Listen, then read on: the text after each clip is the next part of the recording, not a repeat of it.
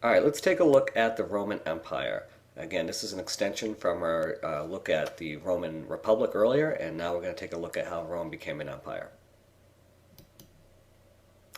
In this map, which we've seen previously, you can see that the Roman world from about AD 117 extended across much of what we would call the Mediterranean world. So it went all the way down from, let's say, southern part of Egypt, all the way up until about the northern part of Britain, and you can see that all of Spain, what we would call France, which was Gaul, most of Western Europe, obviously Italy for the Italian peninsula, Greece, and even parts of what we would call today Turkey, Anatolia, and most of North Africa. All of these regions were conquered by the Romans during the extent of the Roman Empire. Now, the process of Rome becoming an empire really began with a growing gap between the rich and poor. That's basically what started the process. The patrician class, which is very wealthy, were also landed elite. And then, of course, the sort of middle class or common folks, who were the plebeians, found it difficult to sort of work within that world because middle class farmers, let's say, couldn't really compete with large landed estates that were owned by the patricians. And so you had a fairly significant portion of the population either worked for or were enslaved by, in many cases, the patrician elite. So, as a result, many civil wars broke out, and the civil wars that broke out would lead to powerful military generals coming to power. So, this clash between patricians and plebeians, between the wealthy and the non wealthy, sort of led to conflict. And again, the military usually stepped in to resolve those conflicts, and many of the generals would become leaders. The most famous of which would be Julius Caesar, who became dictator for life in 44 BC. Now, Julius Caesar is sort of a mixed character.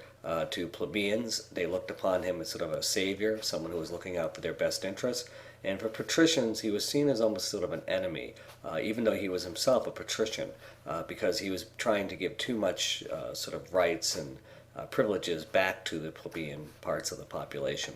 So he was assassinated on March 15th in 44 BC, which is the Ides of March, when many members of the Senate surrounded him and stabbed him to death.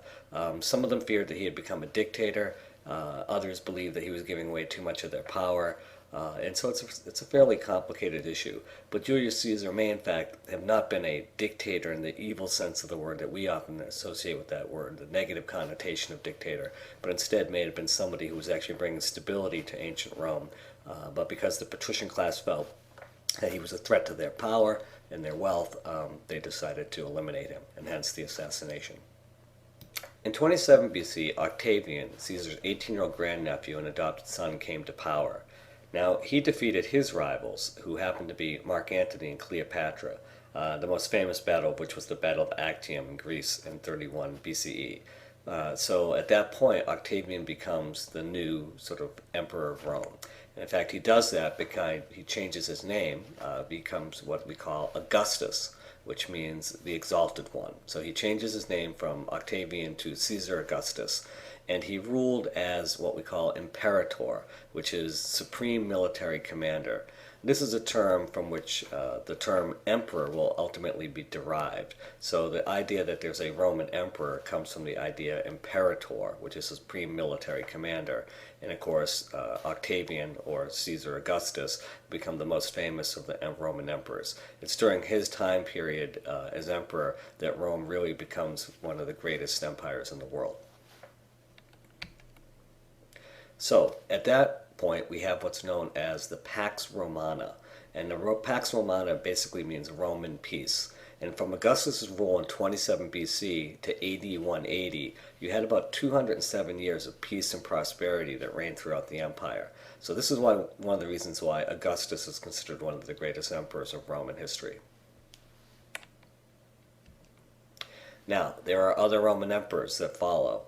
Some of the bad emperors are emperors like Caligula, Nero, Domitian, and then the good emperors, you got Nerva, Trajan, Hadrian, Antonius Pius, and Marcus Aurelius. These are some of the better emperors from the Roman Empire. So there were good points and bad points in Rome's history. Different emperors ruled in slightly different ways, and this chart here can give you a pretty good idea of who did what. You can also find this chart in your textbook as well. Agriculture and trade were also important parts of the Pax Romana. So let's take a look at agriculture. You can see that's the most important industry in the empire. In fact, 90% of the population was engaged in farming, so most of the people in the Roman Empire were farmers. Additional food and luxury items were also obtained through trade. So let's take a look at trade. We'll see that ships traveled the Mediterranean region, and Rome also traded with China and India. So the extent of Roman trade was pretty extensive, not just in the Mediterranean, but throughout the world as well. Now, here's a really good map. This map here shows trade in the Roman Empire around AD 200, so the year 200.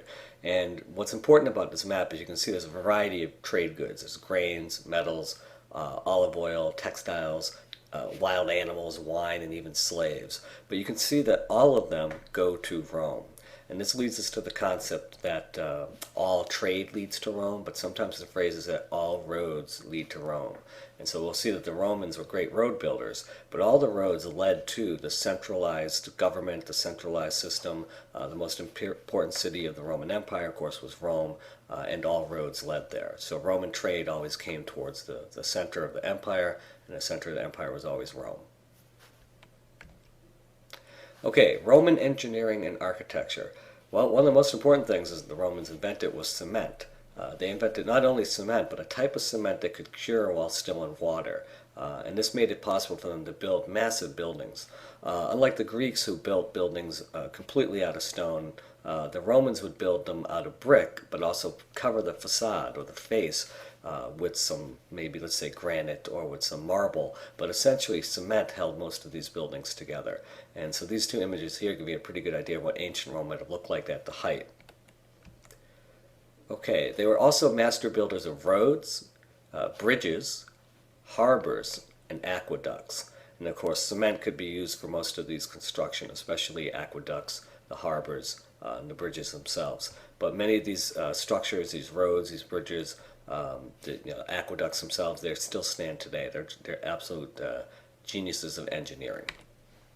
The architecture combines both Greek and Roman elements. So Doric columns, which are classical in their style from ancient Greece, evolved into Ionic, which are also Greek in style, but the Romans in fact used what we'll call Corinthian columns, which are the more sort of flowery version of the column.